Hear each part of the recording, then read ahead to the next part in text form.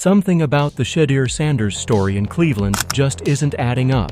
Because while some people watching Browns training camp believe the rookie is making a real push in the quarterback competition, the public conversation around him has often sounded completely different.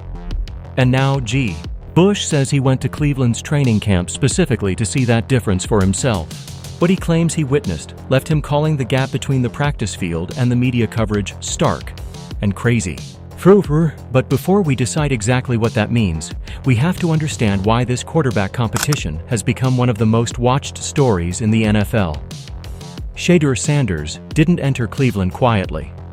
After everything that happened during the draft process, his name was already one of the biggest in football. The moment he arrived with the Browns, every throw was going to be watched, every mistake was going to be discussed, and every good practice was going to become another argument online. Now put him into a quarterback room with Deshaun Watson and Dylan Gabriel, and suddenly every practice has another layer to it. That's exactly why the reports coming out of camp have created so much debate.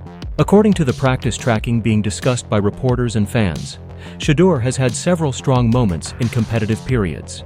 His supporters have pointed to those numbers and asked a simple question. If the rookie is making plays, why doesn't the coverage always sound like it? That's where G. Bush enters the story. He wasn't claiming he had discovered some secret formula for evaluating quarterbacks. Instead, he said his purpose at camp was to observe what was actually happening and compare it with what was being reported publicly. He described himself as a forensic analyst, and that phrase became important because his entire argument was built around one thing: the difference between seeing something yourself and hearing someone else describe it. After spending time around the Browns, G. Bush said the difference was much larger than he expected. He believed some of Shedeur's best moments weren't receiving the same attention as similar moments from other quarterbacks. Now that's a serious claim, and it needs to be handled carefully. A difference in reporting doesn't automatically prove that reporters are coordinating against a player. Different journalists can watch the same practice and reach completely different conclusions. One person might focus on accuracy, another might focus on decision-making. Someone else might care more about how a quarterback handles pressure or reads the defense. But that doesn't mean G. Bush's criticism can simply be ignored. His point was that he personally saw things that didn't match the picture he believed was being presented to Browns fans. And once he said that publicly, Shedeur's supporters immediately latched onto it.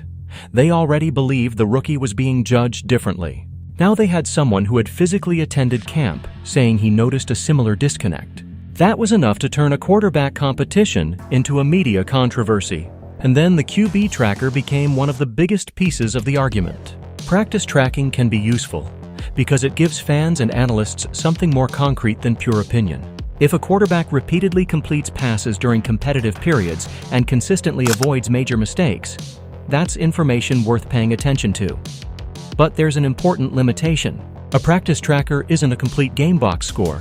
It doesn't capture every single throw, every read, every protection adjustment, or every coaching instruction. It can't tell you everything about why a quarterback made a particular decision. So, when Shedeur's numbers looked good, his supporters saw evidence that he was winning the competition. When critics questioned the numbers, they argued that practice statistics don't tell the entire story. Both sides have a point. The mistake is pretending that either side has the complete picture from one metric. That's also why the debate around Deshaun Watson has become so intense. Watson is the established veteran, and his history with Cleveland means the organization has a major investment in him. If Watson looks sharp, reporters are naturally going to discuss it. If he struggles, that deserves attention too. The same should apply to Shedeur. If the rookie makes a spectacular throw, that deserves to be reported. If he misses a read or makes a bad decision, that deserves to be reported as well. The standard should not change, depending on which quarterback is involved. And that's really the heart of the controversy. Shedeur doesn't need every reporter to predict that he will become a superstar. He doesn't need Cleveland media to praise him every morning. What his supporters are asking for is consistency. If the rookie plays well, acknowledge it. If he struggles, acknowledge that too. Let the evidence support it. Because that's where the "anybody but Shedeur" accusation came from. His supporters began believing that some people had already decided they didn't want him to win the job. They saw positive moments from other quarterbacks being discussed, while Shedeur's positives were sometimes treated as less important. Whether that perception is completely accurate is still up for debate, but the perception itself has become part of the story. And once fans believe a player is being treated unfairly, every new report gets filtered through that belief. A positive Shedeur report becomes proof that the media is finally admitting the truth. A negative report becomes proof that the supposed bias is still happening. And that creates an argument that becomes almost impossible to settle from social media alone. But there is something even more important here. Training camp itself is an imperfect environment for judging quarterbacks. Practices aren't regular season games. Coaches are installing plays, testing protections, rotating personnel, and sometimes asking quarterbacks to make decisions based on specific teaching points. A completion doesn't automatically mean the quarterback made the perfect decision. An incompletion doesn't automatically mean he made the wrong one. Sometimes the best play is a checkdown. Sometimes the correct decision results in an incompletion. Sometimes a receiver runs the wrong route. Sometimes a quarterback is asked to throw into a situation simply because the coaching staff wants to test a particular concept. That's why the people inside the building have access to information that fans simply don't have. They see the film, they know the assignments, they know what the coaches asked each quarterback to accomplish. And eventually, those evaluations are going to matter much more than any argument happening online. Still, Bush's comments created a question that isn't going away. What happens when someone watching the same practice comes away with a completely different impression from the established narrative? That's where the Shedeur story becomes bigger than one quarterback. It's about perception, evidence, and how quickly a narrative can form around a young player before he has even played a meaningful NFL game.